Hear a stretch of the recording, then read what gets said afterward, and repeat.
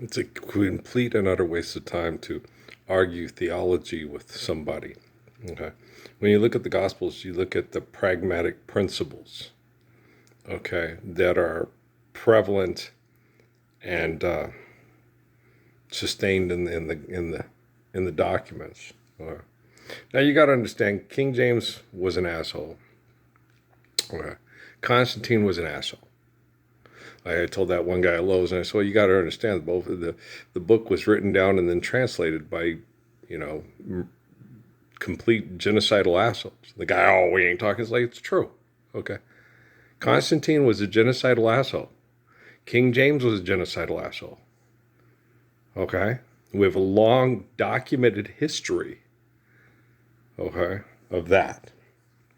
So they're going to write things in there to make the fall of Jericho look like something that Caesar would do and Henry Tudor would do, or William Longshanks, right? Okay, they're going to write themselves into the narrative to try to justify their violent, aggressive, mythological behaviors.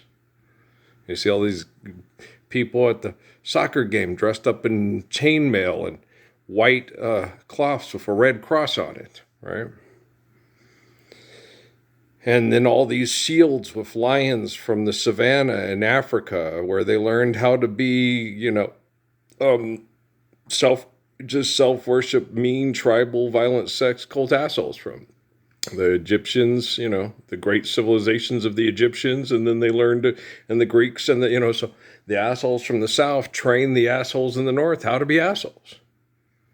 Basilica City, stuff. So you got to understand that one dude that was on Prophecy of Christ today, okay, back in 2011, and the other guys were talking about his talk that he had.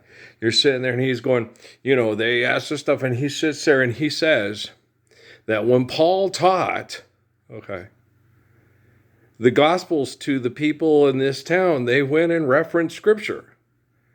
And so the Bible didn't exist then. The Bible was commissioned by Constantine and written down by a man named Jerome. So it was the Torah, okay? The Torah and not the Bible that the people in that town went to say, hey, is he saying what's real and what's true? And they always got to go cross-reference it with the library, that they eliminate the planet, and if it doesn't exist in our archives, it doesn't exist, like on George Lucas's imagination, right? Using my imagination. And so you get these people, and they're sitting there talking about how that we teach theology, and they're ruining the way we teach theology. It says very clearly in Genesis that you cannot refer to God as a human being. A human being cannot declare themselves God. That God is an omnipotent, omnipotent essence of all existence. And then you'll get somebody like Charles Stanley over there talking for merchandising for my father that he's always listened to his whole life, and says, there's people that they say there's problems in the Bible. There's flaws in the Bible. And I'd like to tell you to point me out. It says God is sovereign and he. And it very clearly states in Genesis that God is not he. And Jesus teaches the Romans that they cannot declare their leader a god any more than the Egyptians could. That God is the essence of all life. And then they sit there and say that Adam screwed it up. Okay? Adam screwed it up. The guy who was the original source of your faith in an omnipotent God screwed that up. And you calling God him and turning Jesus into Caesar is not screwing up our religion? Okay. I believe in the religion of Adam, okay, of North Africa. Okay. I believe in him and his wife, Eve. I believe I've had prayers and conversations with them. Okay? So I believe in my prayers. I believe when Jesus connects me to people that he connects to the real deal. Right? Okay, do you understand? I trust Jesus. I don't trust people that sit there and tell me they're an expert on theology and religion and the Bible, and then sit there and quote the Bible and say that the Bible is the Torah and the Torah is the Bible. They make it fit anywhere they want to make it fit, right? Now, life is eternal, grace is infinite. Share, care, give in accordance to need, and build to last. Okay. Have that faith. The key to the kingdom of heaven is the Lord's Prayer. Okay. But you guys don't know how to love each other in eternal, faithful peace. Just start with the forgive debt and trespass. Start with that. The faithful, loving peace will follow. Okay.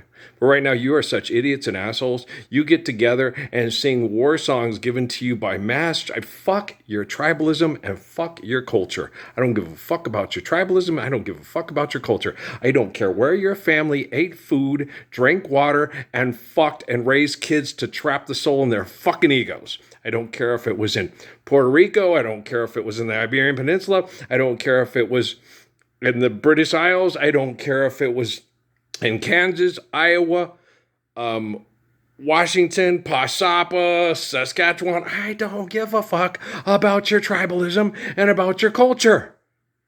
Okay? You are not God.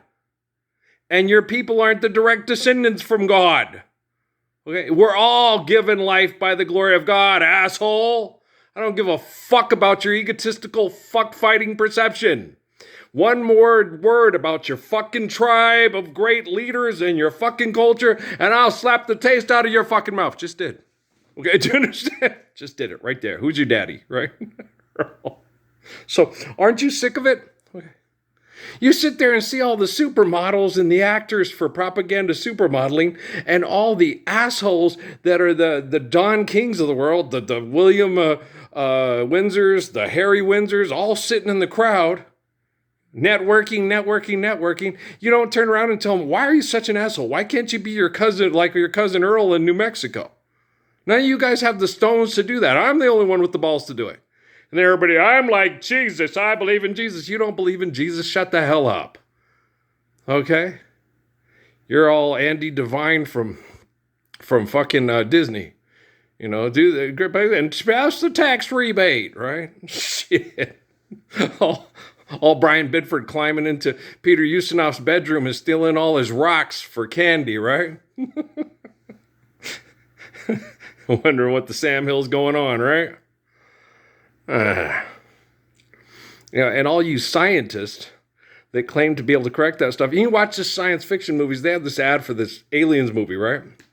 Sitting there looking at these creatures that they talk about from outer space, knowing damn well that a creature like that alien that is wouldn't have the mental or emotional capacity and the physical wherewithal to build these spaceships and to build these invading for, and to do this thing. And you're like, what? They might be genetically engineered in a lab by a person that's more of a geek than Sheldon and a worse of a animal torturer than Amy Farrah Fowler, right? Do you understand? They would be capable of manipulating matter and then breeding Dr. Moreau's killer animals in a lab to try to kill all of us to win the game, like you win the robot wars and the robot battles between Kripke and, and you go, yeah, you guys are pathetic. And then you're jealous and you hate people that are more intelligent than you, that are more athletic than you, that are more emotionally and psychologically stable than you, and more gifted to help people understand how to be grateful for life, how to not to be selfish and envious, how to be kind and loving. Okay? Now, in Dick Enberg's time, okay, and Keith Jackson's time, they didn't know who Judah Krishnamurti is, most likely. They didn't have him on YouTube or Facebook. Okay? So, and they rarely said the kind of stuff that you guys say about Jesus and God and all that during the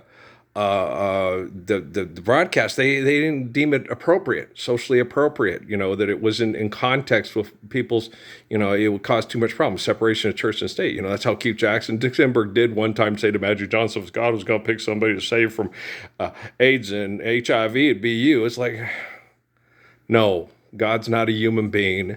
And Irvin Magic Johnson probably sodomized how many women to death, okay?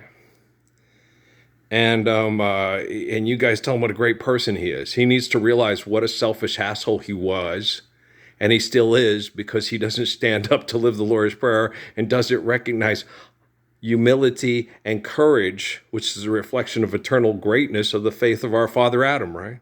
He's an asshole. Jimmy Kimmel's an asshole. What's the other guy's? Matt Damon's an asshole. It gets real old. That whole feud between those two. Two philanthropists pretend to be fighting to make money off of the comedy. Oh, go sod the fuck off.